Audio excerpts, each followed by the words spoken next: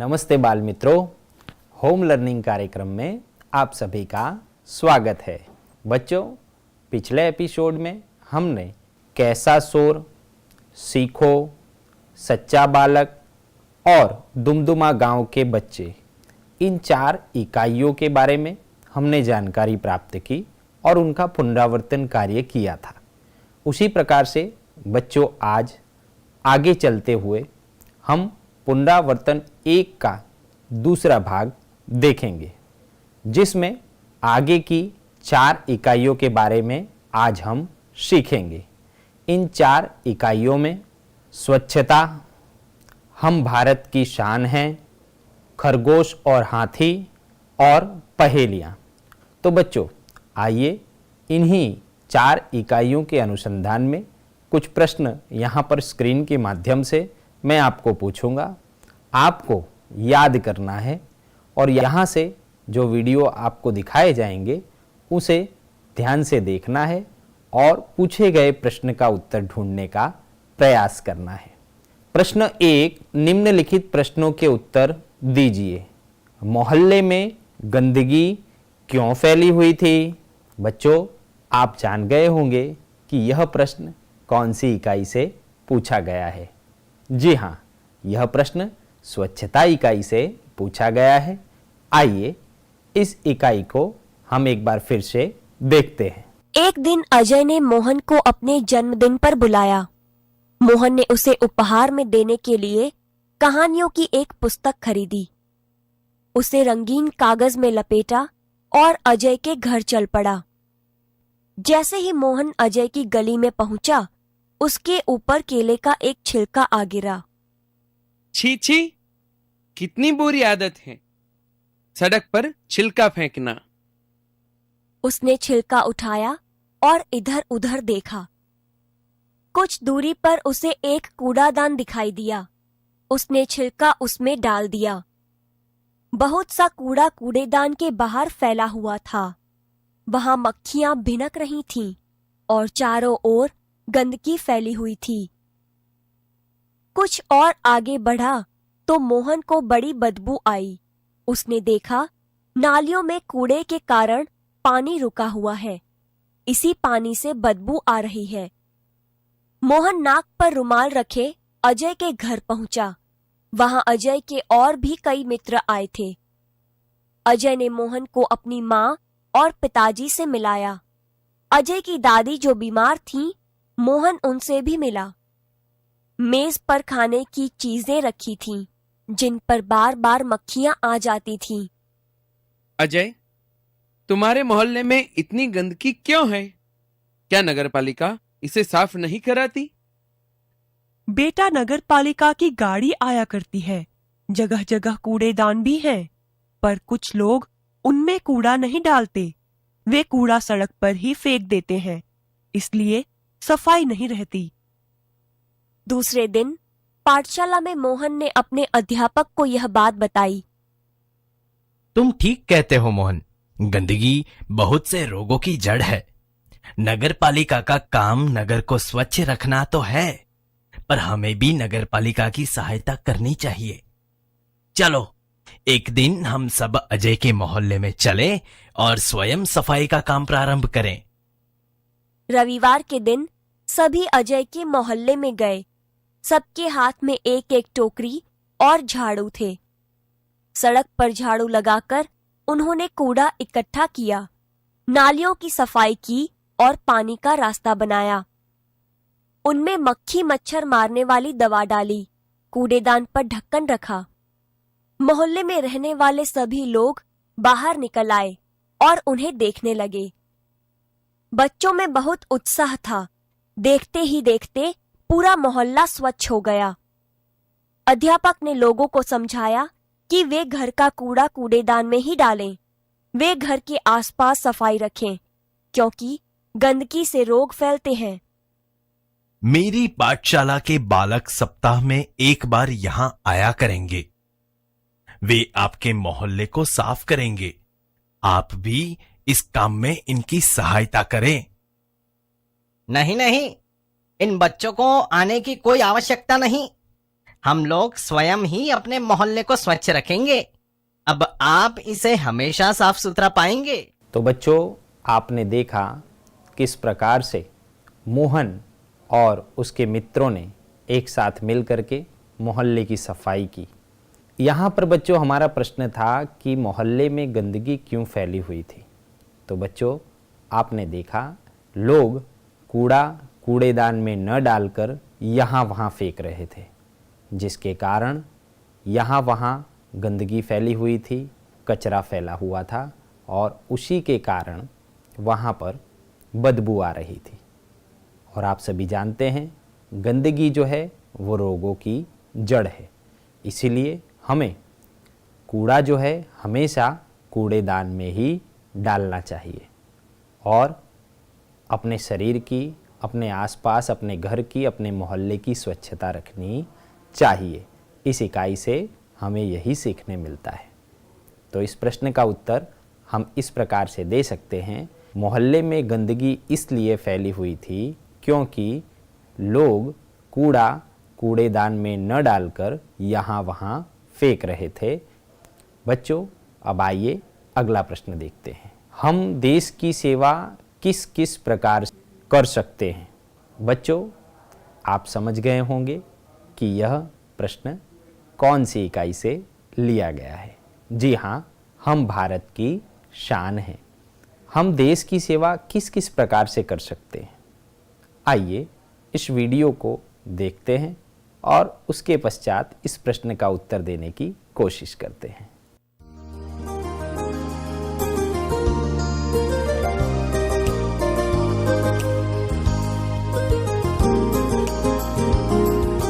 नन्हे नन्हे हमें न समझो, हम भारत की शान है।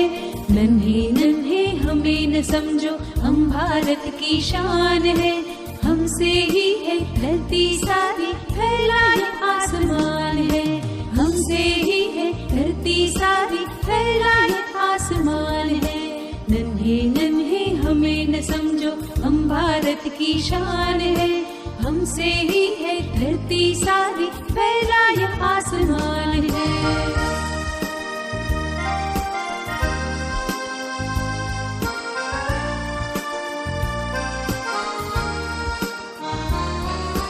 फूल है हम इस बगिया की, खुशबू फैलाना काम है। फूल है हम इस बगिया की, खुशबू फैलाना काम है। बढ़ चढ़ कर आगे जाएंगे, करते काम महान है। बढ़ चढ़ कर आगे जाएंगे, करते काम महान है। नन्हे नन्हे हमें न समझो, हम भारत की शान है। हमसे ही है धरती सारी, फैला ये आसमान है।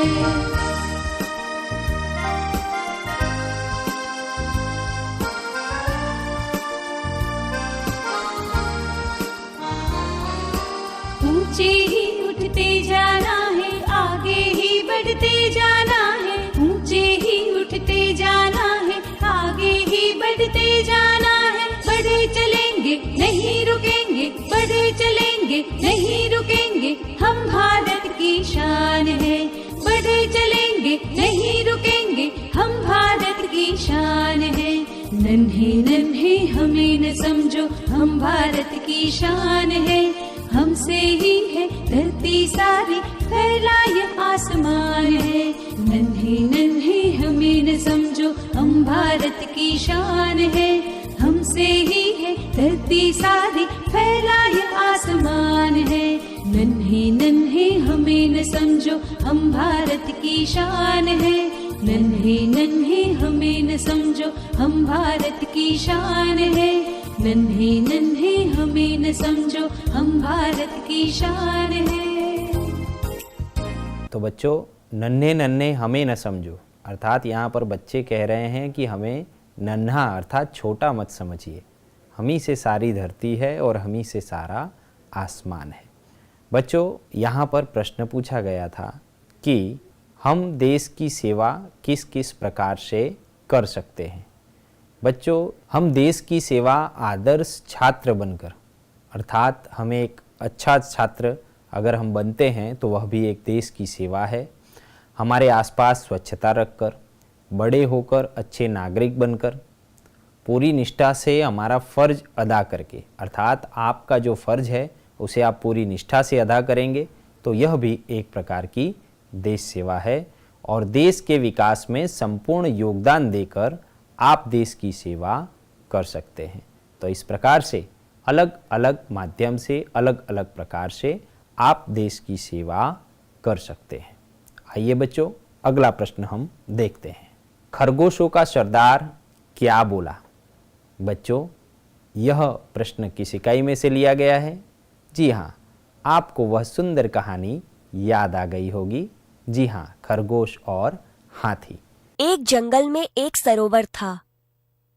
सरोवर के किनारे गीली जमीन थी। वहां बहुत से खरगोश रहते थे।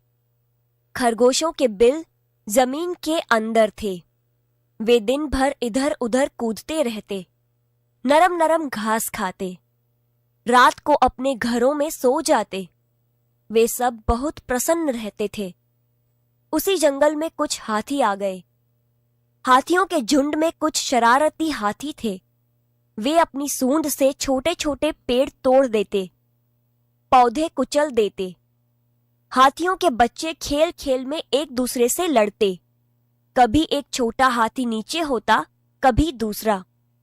हाथी पानी से बहुत प्यार करते हैं।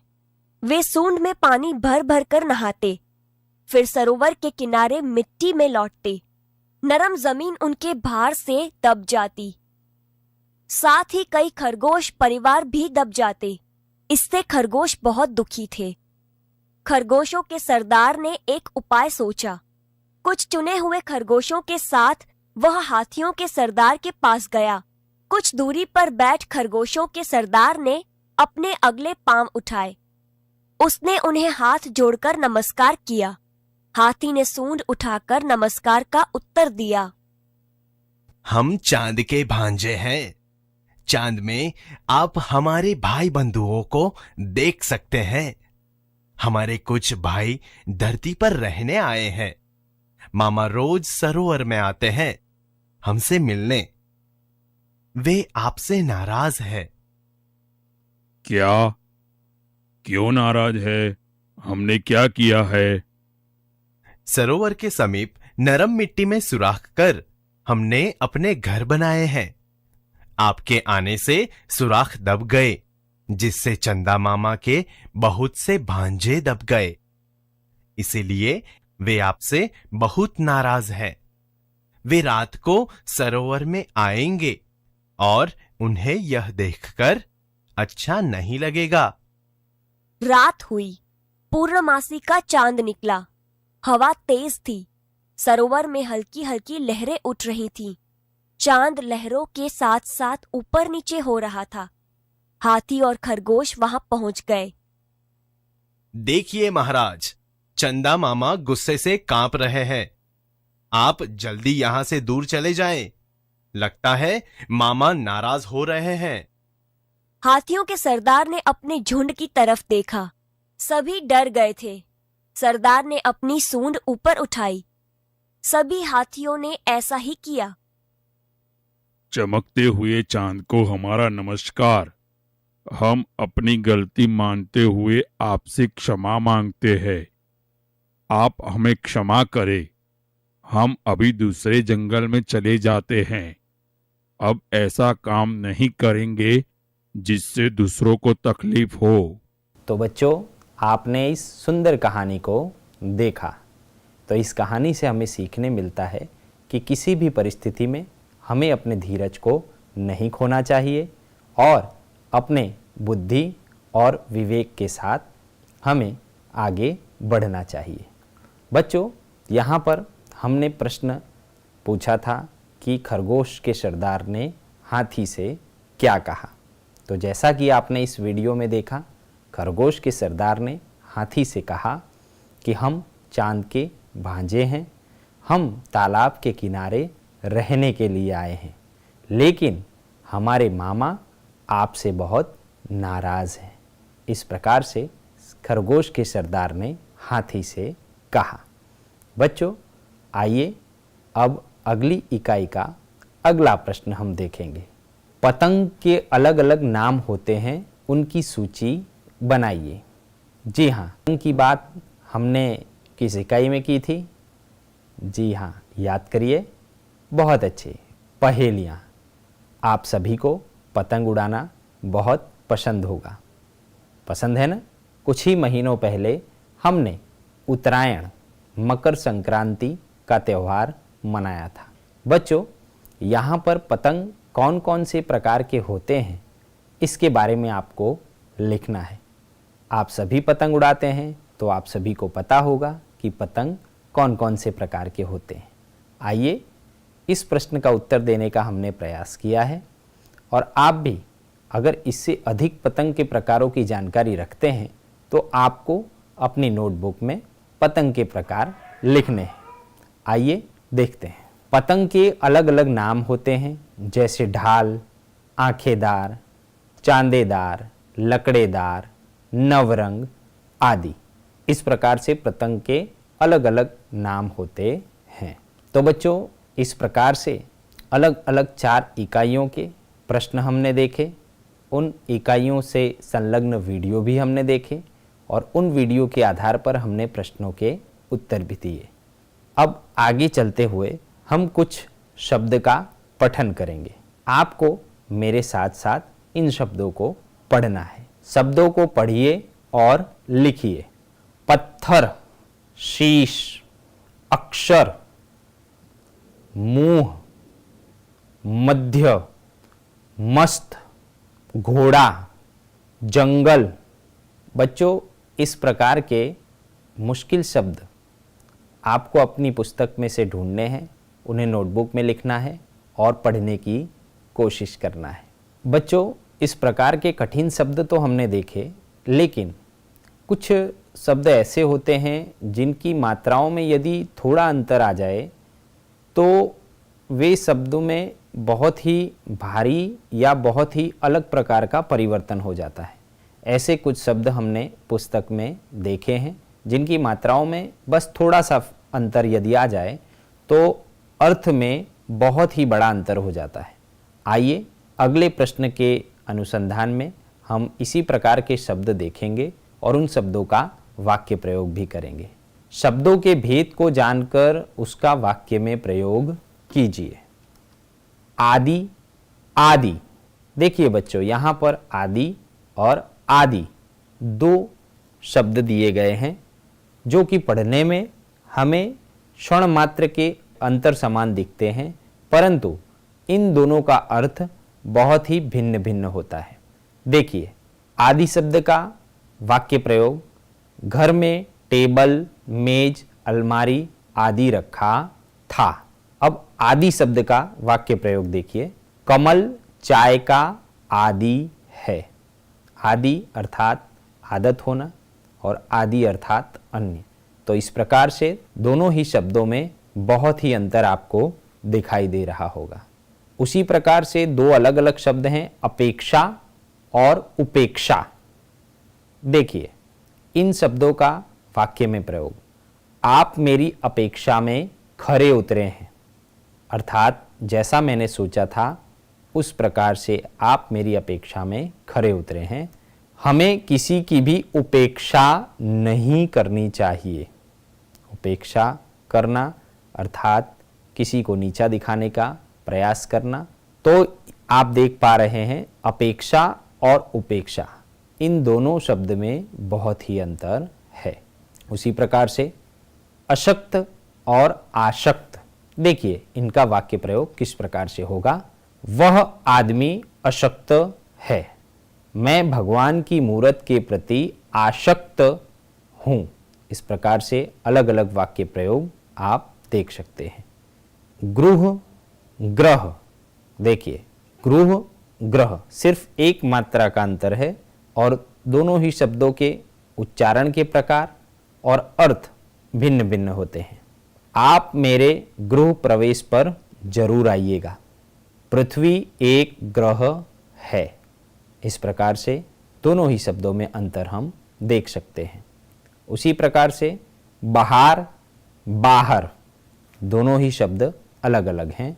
बाहर आते ही फूल खिल जाते हैं, आप बाहर मत जाइए। देखिए, बाहर और बाहर दोनों ही शब्द के अर्थ अलग अलग होते हैं। शौक, शौक, मुझे मोटरसाइकिल चलाने का शौक है। रमेश शोक संदेश पढ़ रहा था। तो बच्चों, आपने देखा एक ही प्रकार के शब्दों में मात्र एक ही मात्रा का परिवर्तन जब आता है, फिर भी उनके अर्थ में बहुत बड़ा चमत्कार हमें देखने को मिलता है। और जब उन शब्दों का वाक्य प्रयोग हम करते हैं तब हमें पता चलता है कि दोनों ही शब्दों में कितना बड़ा अंतर है। तो बच्चों, इस प्रकार के शब्द आपको अपनी पुस्तक में दिखे होंगे, या कोई भी एक शब्द आपको मिला हो तो आपको उसी के जैसा दूसरा शब्द बनाना है और ढूंढना है, और उन दोनों शब्दों का उपयोग करके वाक्य में प्रयोग करना है। इस प्रकार से आप शब्दों के बीच जो अंतर है उसे आप पहचान पाएंगे। अब बच्चों, आगे चलते हुए हम कुछ विषयों पर अपने विचार प्रस्तुत करने का प्रयास करेंगे। नीचे दिए गए प्रत्येक विषय पर 5-5 वाक्य लिखिए। पहला विषय है मेरा परिवार। बच्चों, यहाँ पर कोई भी 2 या 3 विषय पर मैं कोशिश करूँगा 5-5 वाक्य लिखने की। आपको उसी प्रकार के अन्य विषय पसंद करने हैं और उन विषय पर आपको आपके अनुभव के आधार पर 5-5 वाक्य लिखने हैं। आइए स्क्रीन के माध्यम से सबसे पहला विषय मेरा परिवार हम देखते हैं। मेरा परिवार। मेरा नाम कबीर है। मेरे पिताजी का नाम महेश भाई है। मेरे पिताजी शिक्षक हैं। मेरी माताजी का नाम जया बहन है, वह गृहिणी है। मेरी एक बहन है, उसका नाम कविता है, वह 7वीं कक्षा में पढ़ती है। बच्चों, जब भी आप मेरा परिवार विषय पर 5 वाक्य लिखें तो याद रखें, मेरा परिवार अर्थात आपके परिवार की जानकारी आपको यहाँ पर लिखनी है। यहाँ पर मैंने अपने हिसाब से नाम वगैरह पसंद किए हैं, और आपको जहाँ पर पिताजी का नाम है आपके पिताजी का नाम लिखना है, माताजी के नाम की जगह पर आपको आपकी माताजी का नाम लिखना है, बहन और भाई की जानकारी जहाँ देनी है वहाँ पर आपको बहन और भाई का नाम और वह कौन सी कक्षा में पढ़ते हैं यह आपको आपकी जो वर्तमान स्थिति है उसके अनुसार आपको लिखना है। उसी प्रकार से दूसरा विषय है सब्जी मंडी। बच्चों, सब्जी मंडी आपने हमने सब ने देखी है। सब्जी मंडी का दृश्य कैसा होता है उसके अनुसार आपको 5 वाक्य लिखने हैं। सब्जी मंडी में सब्जियां बिकती हैं। सब्जी मंडी में सब्जियों की कई दुकानें होती हैं।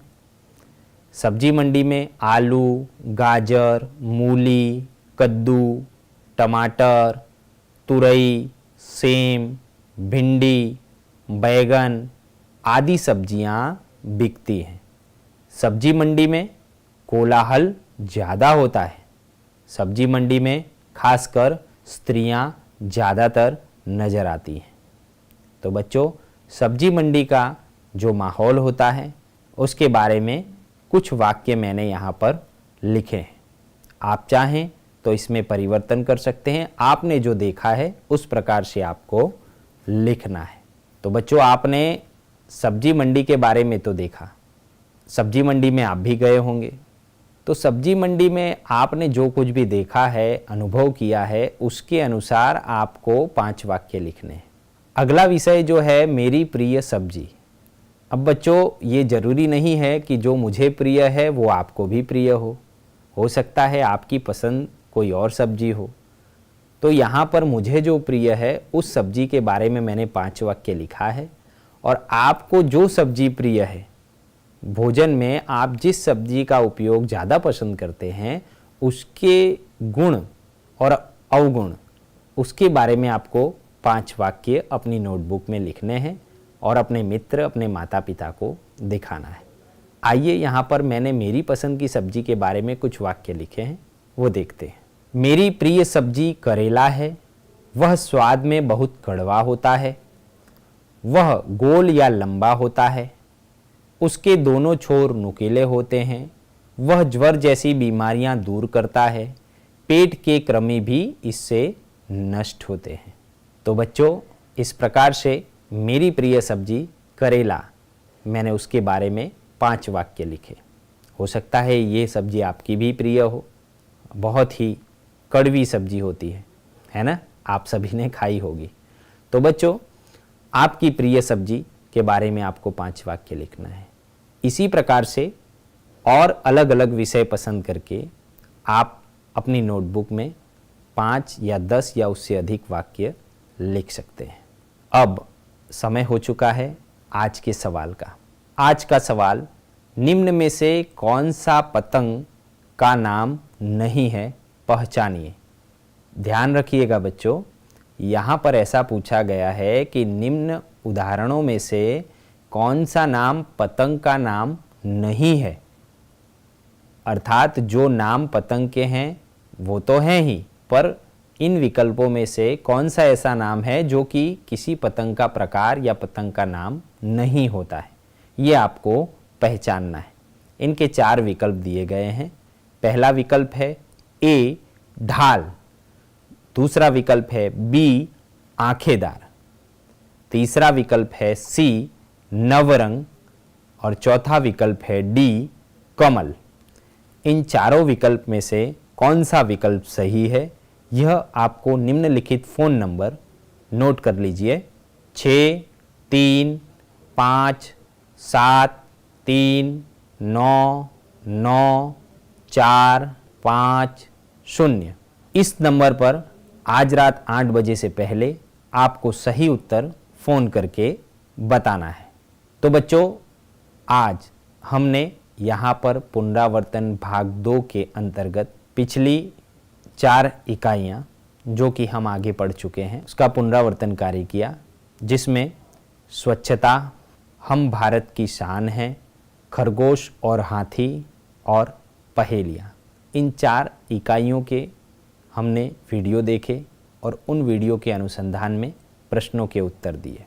साथ ही में हमने कुछ मुश्किल शब्द पढ़े और शब्दों के भेद के बारे में हमने जानकारी प्राप्त की। बच्चों, आज आपने जो कुछ भी पढ़ा है उसे आपको अपनी नोटबुक में लिखना है और अपने मित्र और अपने माता पिता को दिखाना है। अगले एपिसोड में फिर से मुलाकात होगी। तब तक के लिए आप सभी का खूब खूब आभार और धन्यवाद।